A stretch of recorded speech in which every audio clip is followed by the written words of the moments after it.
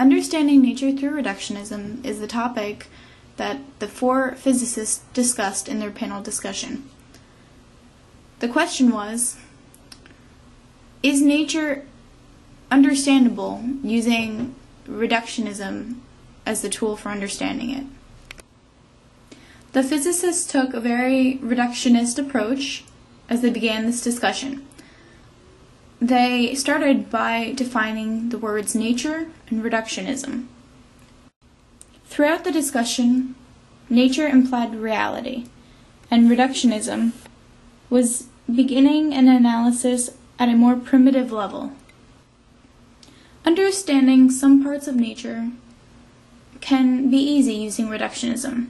Understanding why molecules of water structurally organize themselves into ice when it gets cold. But understanding living organisms via only reductionism is much more difficult, as the physicists discussed. The concept of this is to start out simple and build the complexity until an understanding of the more complex situation has been reached. The panel began with their discussion of cells.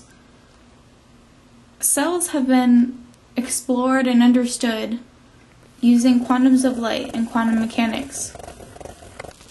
Using photons, they have been able to describe the shape and purpose of the cellular, cell, molecular organ, blah, blah, blah. Using quantum mechanics, they have been able to explain cells and their shape and how they reflect light. Using cells, organisms have been described and understood. Using individual organisms and their needs in the ecosystem, entire ecosystems have been able to be understood. However, the reductionist approach sometimes fails. When you use one individual thing, such as an organism, it is impossible to see how it interacts with the ecosystem. Or if you look at one cell, the question of how does it make an organism work doesn't seem to be able to be understood. Each of these failures in simulation and understanding can be solved by backtracking. Where the reductionist approach seems to fail, it kind of allows for more scientific success. In each failure, when ecosystems can't seem to be described by individual organisms themselves, we tend to find that there's something about the organism that we don't know yet. And when we can't understand something about an organism due to one cell, it just means we fully don't understand a cell and how it interacts with the world around it. Bird flocks came up in the discussion as well. Using the reductionism approach, you would break down the bird flocks and understand how they stay together and how they fly together so methodically using basic laws of physics and the understanding of relative direction of motion, matching speed, spatial cohesion, and collision avoidance. Now, how do all of these birds, or why is a better question, do all of these birds want to stay together? Organisms work together toward a common goal, even if communication is not quite there. Bird flocks tend to have a common goal of getting away from danger, moving to a new location for food. Maybe it's based off the time of day. All of these factors are things that are really hard to put into a simple equation and just simply use the reductionist approach to explain. Bumblebees and the bumblebee paradox came into the discussion as well. Physics had originally been tried to use to understand why or prove that bumblebees can't fly. The ratio of the surface area of the bumblebee's wings is too small compared to the volume of the bee that it must hold up.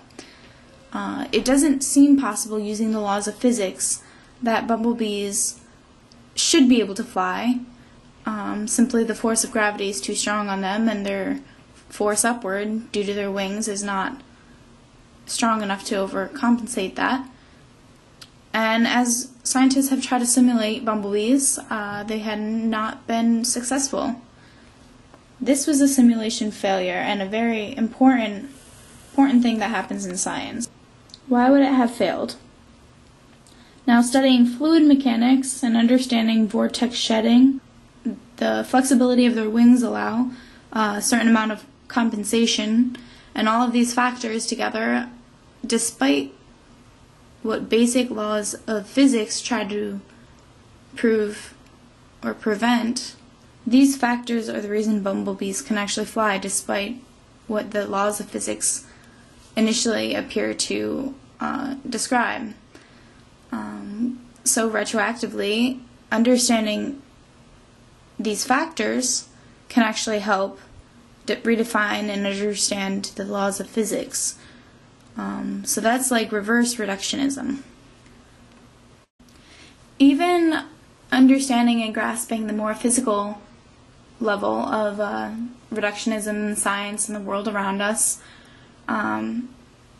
is conclusively much more easier than trying to describe emotions and the why question. Why do organisms do certain things apart from find food to eat to survive?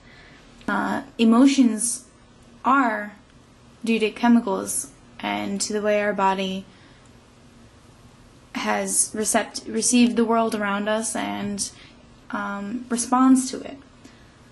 If you could take and record every experience that humans have had since the moment, even before they were born, they have, as an organism, been receiving and interacting with the world around them, even if it is in a very enclosed space. So after years and experiences, and all of these things have real effects on the body and the mind, so each decision could theoretically be predicted based on your life up till this point. That is our massive computer that takes in so much knowledge. So could we replicate the brain? But even if we could, and even if we could account for all of this information, it would take up so much time that couldn't possibly be the best way to understand each decision made by a human. But that would be the most reductionist approach, and I guess that helps to explain a case where reductionism is not the most logical method of achieving an understanding in nature and the world around us.